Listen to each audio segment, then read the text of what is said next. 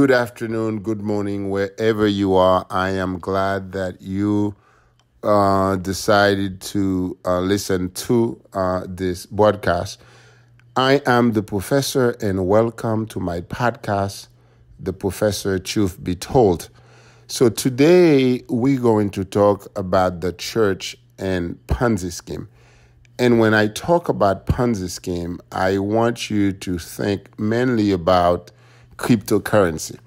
So we're going to talk about why is the church involved in this type of fraud, and why are people coming to you with a Bible and a cross trying to take your hard-earned money. And of course, there are two cases that I'm going to talk about, but I have to tell you that I have done a lot of research, and I've noticed that since 2015, there have been a number of Ponzi schemes based on cryptocurrency, based on crypto. And a lot of people don't know a lot about crypto, and millions of people have lost billions of dollars. When I mean billions, I'm not talking about just one or two. I'm talking about tens of billions of dollars lost. So, and since I have been covering this type of Ponzi scheme, I have spent a lot of time looking at evidence, reviewing the evidence, and figured out how the schemers were able to convince people, and I'm talking about millions of people, to turn over their hard-earned money, but they were also able to convince some promoters to promote the business. Now, I want to tell you before I start talking about the church that there are two types of promoters. There are people who just start promoting a Ponzi scheme, realizing that it's a Ponzi scheme, and they give up. And then you have people who actually are continuing to promote one Ponzi scheme after another. So let's talk about the church. The two cases that I really want to talk to you about is the case of MNEFX and, of course, Novatech. Now, MNEFX, if you would recall, that there was a gentleman by the name of Eddie Alexander who was a Seventh-day Adventist. He was a deacon in a church in Jamaica, Queens. His pastor was a man by the name of Smith Olivier. And the Smith Olivier, you could see his picture here. He basically was the head of the Seventh-day Northeastern Conference in New York City. So those two gentlemen decided that they were going to promote the Ponzi scheme that MNEFX and Eddie Alexander was doing. Now, Pastor Smith Olivier was not just really promoting the Ponzi scheme inside his church in Jamaica, Queens, but he was also getting all the pastors, all the Adventist pastors, mainly Haitian pastors, to promote that. So in a matter of 9 months, Eddie Alexander was able to collect $350 million for mainly Haitian Americans and people in the church. And 90% of the people who gave him money to invest came from the church. And when you talk to these people about why would someone give 30, 40, 50, 100, in some instances $400,000 to someone they know nothing about in terms of investment, the thing that they said, oh, he's a member of my church. Oh, my pastor told me to invest. Oh, my pastor told me that it was a good deal. Now, those pastors, they play a role in our society. Most people, excluding myself, have a lot of trust in pastors. Most people believe that the pastors, when they speak the word of God. And I'm not disputing that at all. I think that pastors play a very social, a very important role in our society. But one of them shouldn't be giving you financial advice because they're not qualified to do that. Unless the pastor obviously has a license and qualified to do that, then of course that's an exception. But otherwise, the pastor shouldn't be giving you advice.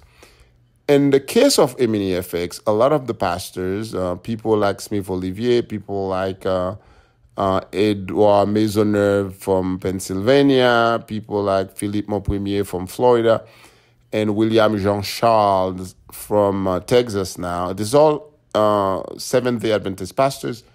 They all made a lot of money being part of the Ponzi scheme. Now, Even the General Corporation Conference, the GCC, which is the head of the Seventh-day Adventist Church, they participated. And what I mean by they participated, they knew what was going on. They received letters from people who told them about the Ponzi scheme, who say what was going on.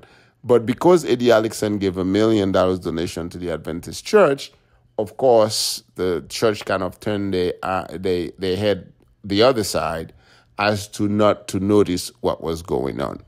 So over between 25 to 62,000 people obviously lost money.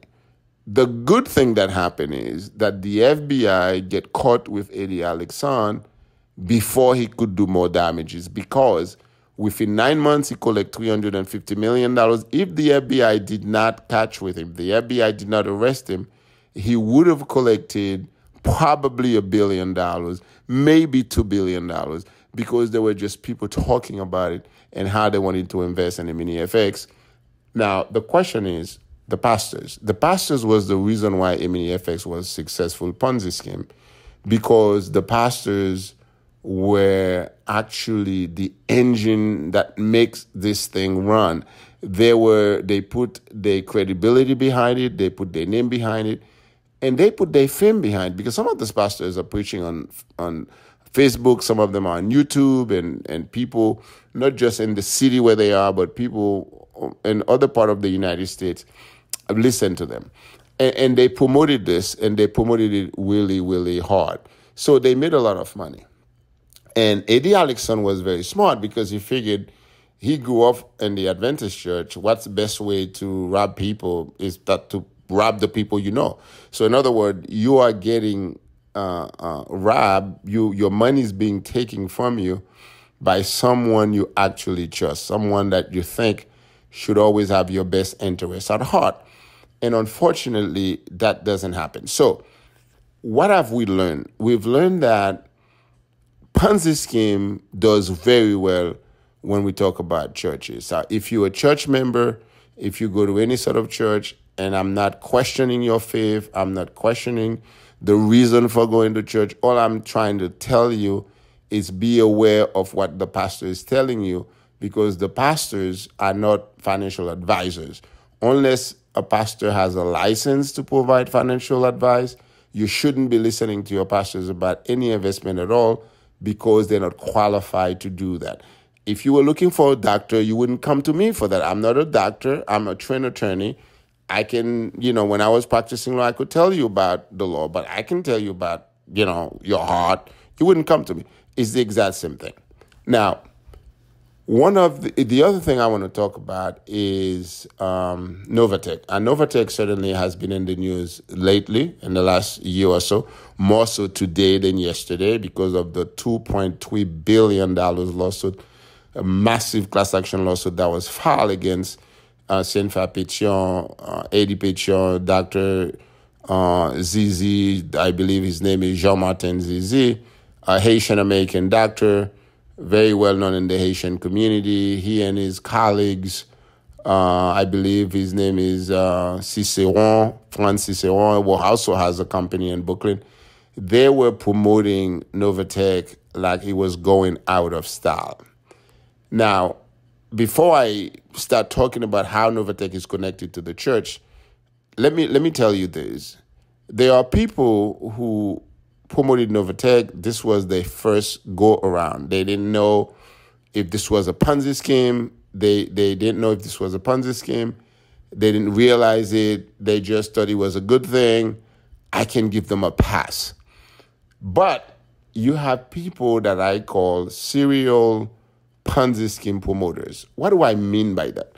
Those are people who move from one Ponzi scheme to another. Every year, they are involved in a different Ponzi scheme. And they know those are Ponzi schemes. They know they're hurting people. They know they're stealing people's money, but they continue to do it. And the funny thing is, they never get arrested. Nothing ever happened to them. So I am very happy that Attorney Will Morris, who's going to be in my show second week of March, and I'm going to tell you that I'm going to have him live to talk about this lawsuit against Novatech. He's going after those promoters. He's going after those promoters hard. He wants to bankrupt them. He wants to take all their money. He wants to take all their asset. And I think that if you are listening and you're thinking about doing something like that, please don't, because you're going to get slammed. Now, let's talk about Cynthia Pétion, for example. I did a video on Cynthia Pétion. I talk about her background, where she came from, where she was born, her family, and so on and so forth, where she claimed to have gone to school, to college, which I couldn't find any record of it.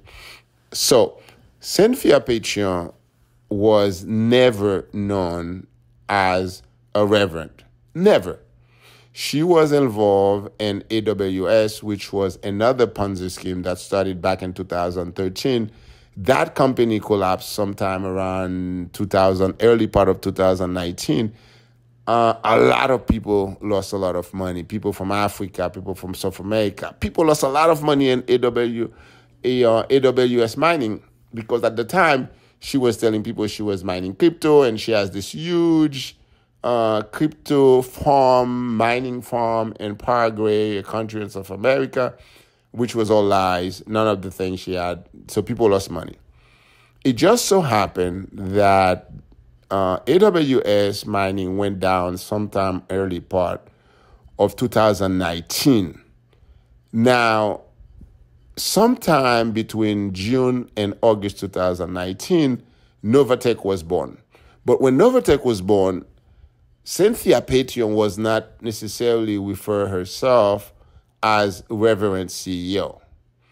But sometime around October of 2019, they actually redid the website of Novatech, and now we have Miss Cynthia Pétion as Reverend Pétion. Now, of course, you and I or anybody could go on the internet and buy a certificate to be a reverend. If I want to call myself Reverend Professor tomorrow, all I got to do is buy myself a certificate from someone on the internet, and all of a sudden I'm ordained minister. And she did that. And the reason why Cynthia Pétion did that, it's because he knew this was going to bring her some respect. In other words, some people, if they hear someone talking and the person say, I'm Reverend X, or I'm Reverend Y, a lot of people automatically think this is a trustworthy person. This is somebody I should trust. This is somebody who's a woman or man of God. And somehow this person is never going to steal anything from me. This person is never going to lie to me. This person is never going to take my money. This person is always going to be truthful. That's the reason she called herself a reverend, because she understood that now she could go after church members. And did she go after church members? Oh, God, she did. Thank you for watching this episode of The Professor. Tune in for part 2 to learn how Reverend Cynthia stole from her flock, all in the name of God.